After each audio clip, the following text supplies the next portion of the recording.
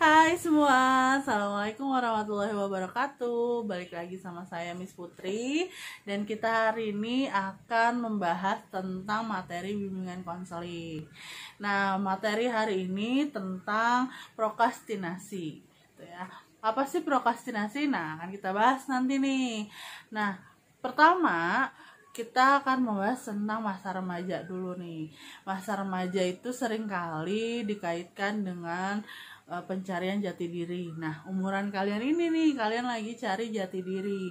Nah, makanya ketika kalian sedang sibuk-sibuknya mencari sesuatu hal yang baru, yang menurut kalian menyenangkan atau itu membuat kalian ingin tahu gitu ya. Seringkali kalian menunda-nunda sesuatu atau menunda-nunda tanggung jawab kalian.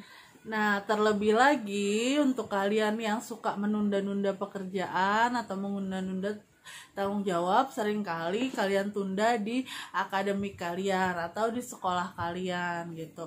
Seperti menunda-nunda tugas gitu yang harusnya kalian bisa lebih cepat mengerjakan, tapi karena kalian lebih asik atau lebih suka dengan hal yang lain, maka dari itu kalian tunda dulu kerjaan itu. Tunda dulu tugasnya hingga berlarut-larut. Nah, menurut satu pendapat nih dari Solomon, beliau berkata bahwa penundaan terhadap sesuatu tugas atau penundaan terhadap satu tanggung jawab itu dikatakan namanya prokrastinasi. Nah, itu nih yang akan kita bahas, penunda-nundaan atau prokrastinasi. Menurut Steele, prokrastinasi adalah penundaan atau penundaan terhadap sesuatu tugas yang penting yang dilakukan oleh seseorang. Nah, dari dua pendapat tadi dapat disimpulkan bahwa prokrastinasi adalah penundaan atau penunda-nundaan suatu tugas yang penting yang disengaja oleh seseorang. Nah, berarti ketika kalian lagi menunda sesuatu, itu namanya dikatakan prokrastinasi gitu ya. Nah, seorang yang melakukan penundaan terhadap satu tugas disebut prokrastinator. Nah, apa sih ciri-ciri prokrastinator? Oke, pertama, dia lebih suka menunda pekerjaan atau tugas-tugasnya. Jadi dia lebih suka nih menunda, antar aja deh kerjain tugas si Bu A, ya, main game dulu.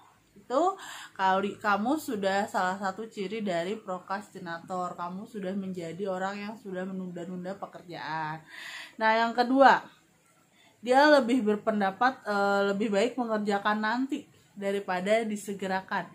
Mendingan nanti aja deh, orang dia jadi ikutan sama yang lain juga, bahwa dia lebih berpendapat bahwa dia lebih baik mengerjakan nanti ketika dia sudah mood, baru dikerjakan sama dia. Jadi dia nggak mau ngerjain lebih awal gitu. Padahal mengerjakan tugas lebih awal itu lebih baik daripada menunda-nunda sesuatu. Yang ketiga, terus-menerus mengulang perilaku prokrastinasi ya, terus mengulang perilaku menunda. Jadi hari ini dia sudah menunda tugasnya, besok ada tugas lagi dia tunda lagi gitu, terus menerus hingga tugasnya menumpuk. Nah, yang keempat, perilaku prokrastinasi akan kesulitan mengambil keputusan. Jadi ketika dia sudah banyak nih tugas-tugasnya yang sudah dia tunda, dia bingung mau mengerjakan yang mana. Alhasil kalian pasti akan memilih untuk tidak mengerjakannya. Nah, alhasil guru kalian juga pasti akan marah, dan yang pasti kalian akan dipanggil ke sekolah. Nah, itu adalah ciri-ciri prokrastinator, orang yang suka menunda-nunda pekerjaan. Nanti, dan nanti. Akhirnya akan menumpuk dan dia jadi tidak bisa mengambil keputusan tugas mana yang mau diambil sama dia gitu.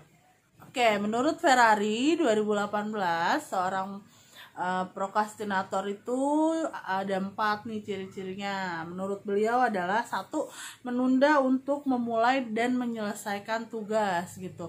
Jadi dia udah dapat tugas, karena ingin sempurna dia cari dulu nih bahan-bahannya, terus cari sampai menurut dia sempurna. Nah, alhasil ketika sudah mencari bahan-bahan tugasnya, dia merasa bahwa udah deh ntar aja dikerjainnya gitu, jadi ditunda sama dia tugasnya gitu ya. Nah, yang nomor 2, terlambat dalam mengerjakan tugas. Nah, ketika dia sudah mencari tugas yang satu, yang A nih misalnya dari guru A, dia sudah mencari tugas-tugas dari guru A, menurut dia kalau sudah sempurna, oke, dia udah merasa bahwa itu sempurna gitu ya. Lalu masuklah pelajaran tugas guru B gitu, sedangkan dia masih mencari tugas guru A.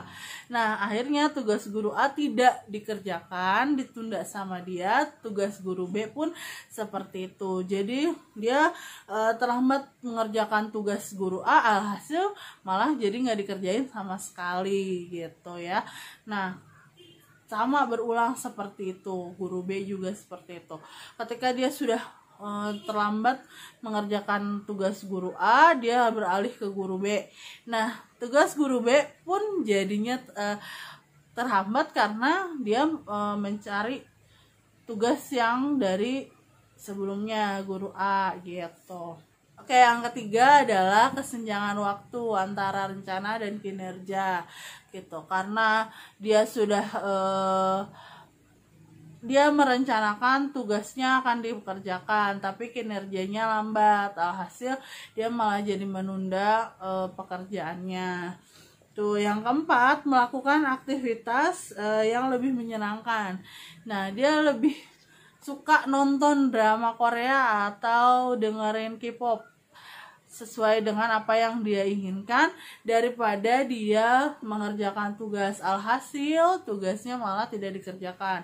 Jadi dia menunda sesuatu tugas karena satu hal yang menyenangkan menurut dia, yaitu nonton drakor atau malah cari konser-konser idol K-popnya gitu.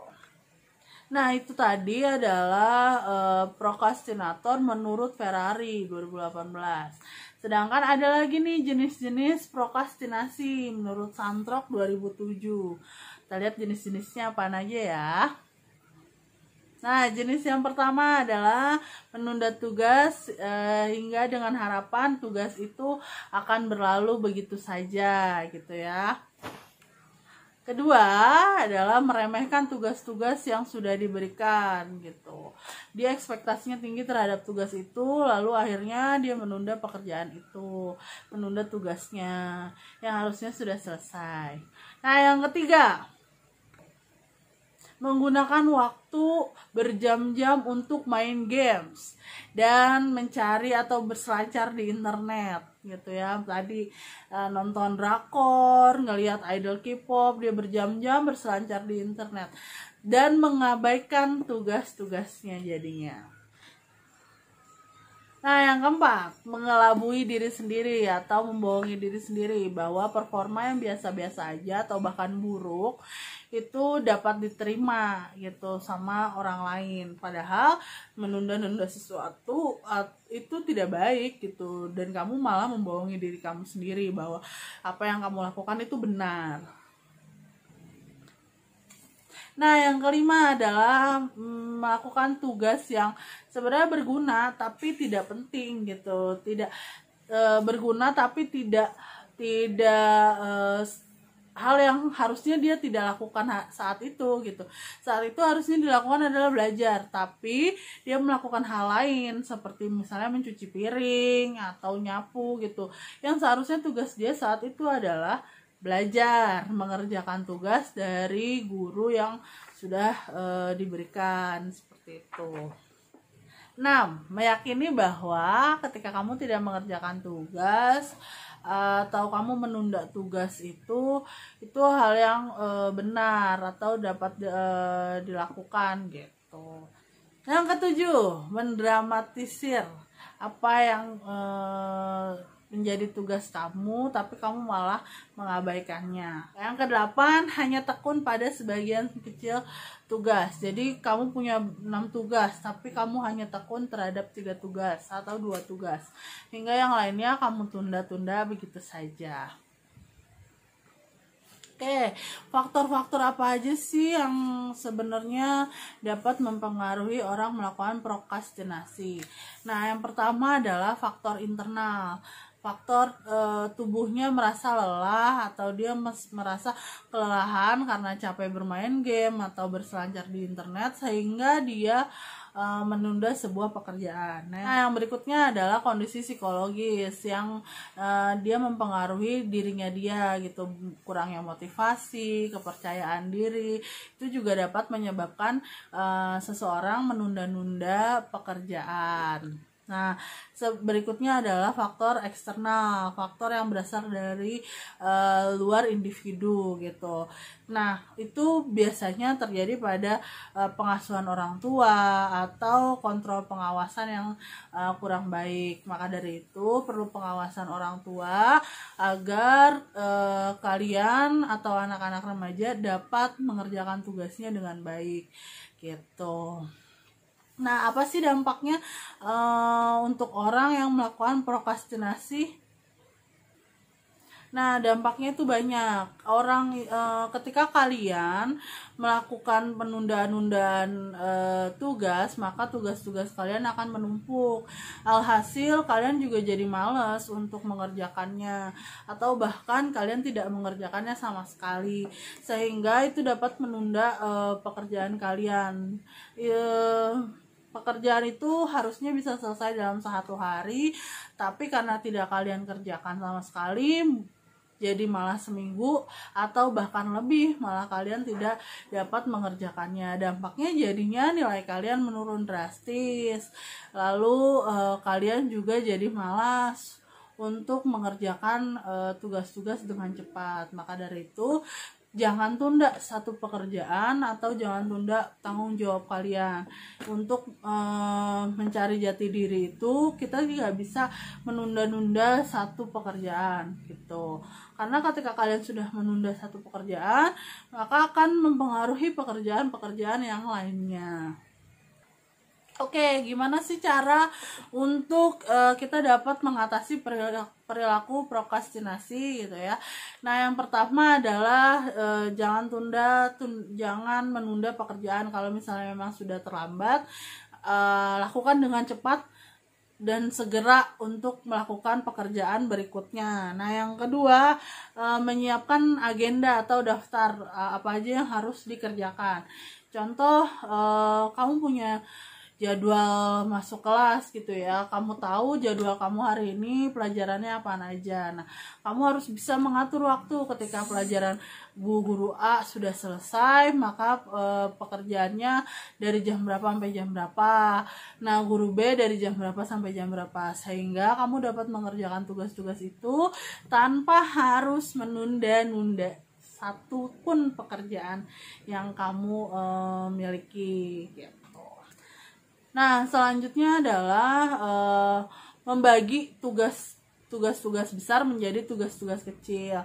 Contohnya, kalau memang kamu satu guru dapat tugas yang banyak, maka kamu harus bisa membagi tugas itu menjadi bagian-bagian kecil gitu, sehingga kalau ketika kamu mengerjakan itu nggak langsung sekaligus banyak. Jadi kalau langsung sekaligus banyak kan kadang merasa ini terlalu banyak gitu ya. Nah, tapi ketika kamu bagi tugas itu, maka akan menjadi ringan. Nah, yang selanjutnya adalah motivasi diri kamu bahwa apa yang kamu kerjakan sekarang untuk kedepannya akan lebih baik gitu. Jadinya kamu punya banyak waktu luang untuk mengerjakan sesuatu. Kamu harus bisa motivasi diri kamu bahwa oke, drama itu bisa saya tonton nanti gitu, hari Sabtu dan Minggu. Kalau tugas-tugas saya sudah selesai hari ini, maka akan banyak waktu nanti ke depannya saya bisa melihat drama atau